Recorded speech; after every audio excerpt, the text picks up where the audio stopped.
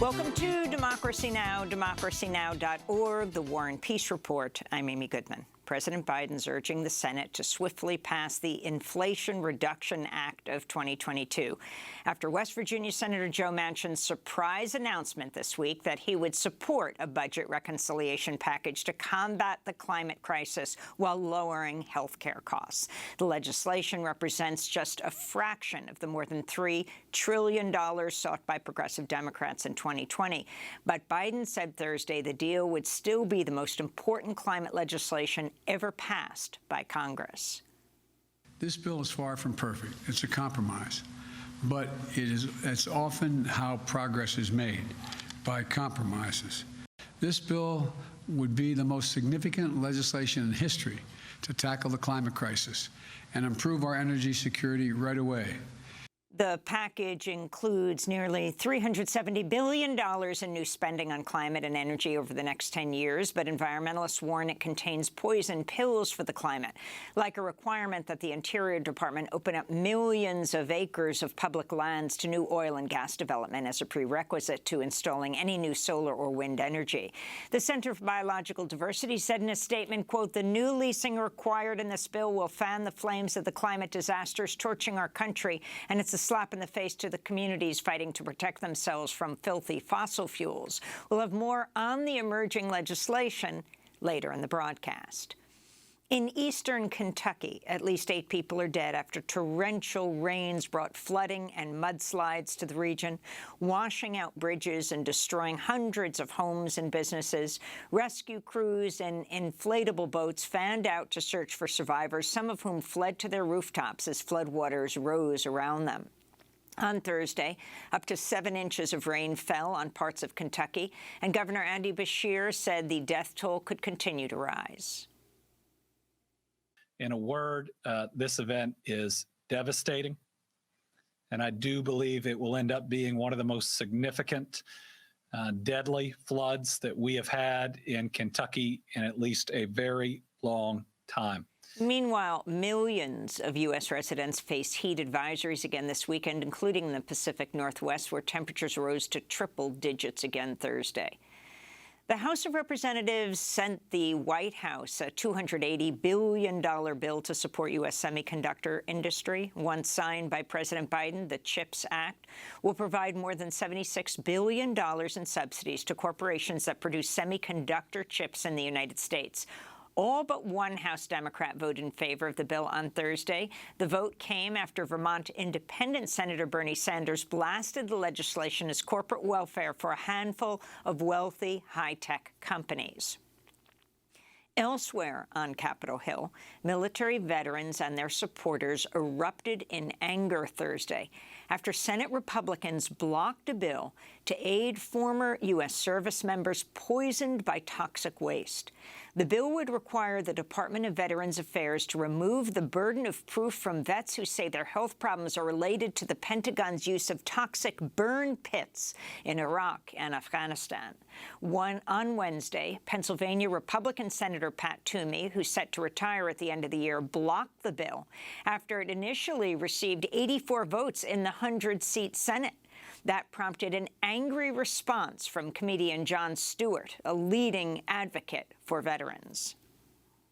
Senate's where accountability goes to die. These people don't care. They're never losing their jobs. They're never losing their health care. Pat Toomey didn't lose his job. He's walking away. God knows what kind of pot of gold he's stepping into to lobby this government to on more people.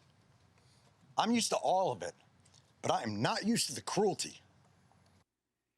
In eastern Ukraine, Russia's military says an attack by Ukrainian forces using a U.S.-made advanced missile system has killed 40 Ukrainian prisoners of war and wounded dozens of others. Ukraine denied its forces carried out the attack in separatist-held territory and instead blamed Russia for the strike on a prison housing the POWs.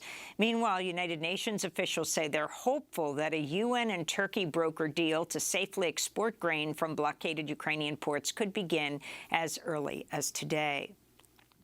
The White House says President Biden spoke with Chinese leader Xi Jinping by telephone for over 2 hours Thursday at a time of rising tensions between Washington and Beijing. Press Secretary Karine Jean-Pierre said the talks were aimed at restoring the U.S.-China relationship. The pair reportedly discussed climate change, human rights, counter-narcotics, and Russia's war in Ukraine. And then on Taiwan, President Biden underscored that the United States policy has not changed and that the United States strongly opposes unilateral efforts to change the status quo or undermine peace and stability across the Taiwan Strait. After the call, China's foreign ministry said she warned Biden over U.S. support for Taiwan, including House Speaker Nancy Pelosi's planned visit to the island in August. She was quoted as saying, quote, "Those who play with fire will perish by it," unquote.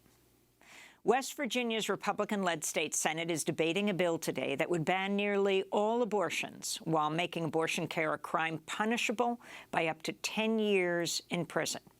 West Virginia's House of Delegates approved the bill Wednesday after hearing testimony from 90 members of the public who were allotted 45 seconds each. This is Addison Gardner, the youngest speaker. I'm 12 years old. I attend Buffalo Middle School, I play for varsity volleyball, and I run track. My education is very important to me, and I plan on doing great things in life.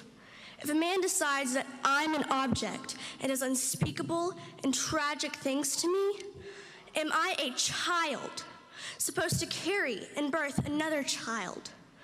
Am I to put my body through the physical trauma of pregnancy? Am I to suffer the mental implications? A child who had no say in what was being done with my body.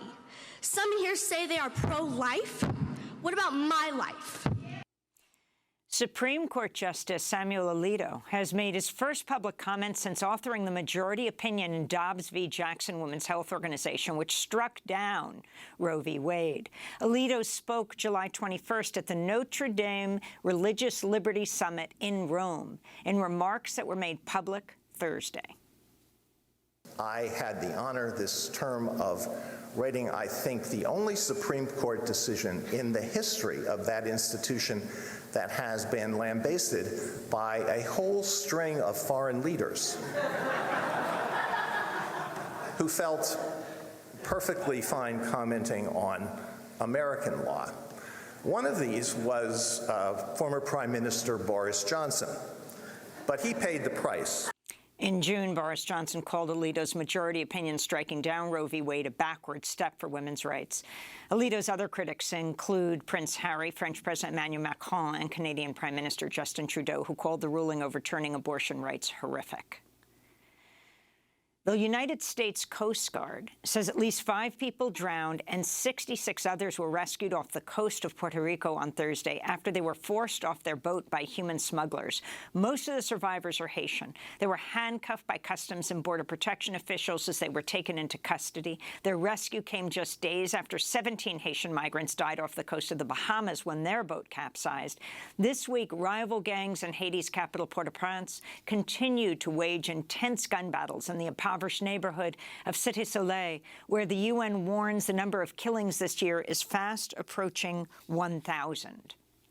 In Veracruz, Mexico, scores of migrants who were left by human smugglers in an abandoned freight trailer on the side of a highway had to break their way out to avoid suffocation. On Wednesday, people at a nearby gas station discovered the migrants after they bashed holes in the trailer's roof. Medics treated survivors for knee and ankle injuries. We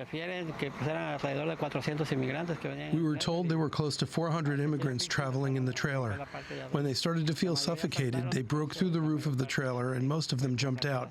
That is why most of the injuries we treated were ankle and knee fractures. The migrants are from Guatemala, Honduras, and El Salvador. This comes a month after 53 migrants from Central America and Mexico died in San Antonio, Texas, after they were left in a sweltering, abandoned trailer.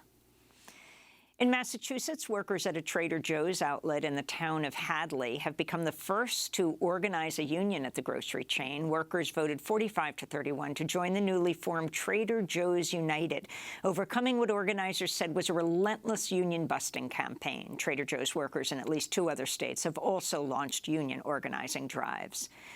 And in Canada, Indigenous protesters confronted Pope Francis Thursday as he prepared to celebrate Mass inside Canada's national shrine in Quebec City. The protest came as the pontiff continued his tour of Canada to apologize for the Catholic Church's role in Canada's brutal Indian residential school system, which saw an estimated 150,000 Indigenous children taken from their families and placed in distant boarding schools where they often suffered sexual and physical abuse. More than 4,000 children died.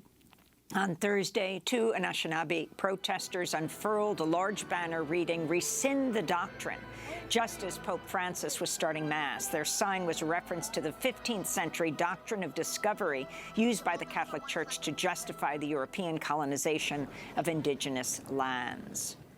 And those are some of the headlines. This is Democracy Now!, democracynow.org, The War and Peace Report. I'm Amy Goodman.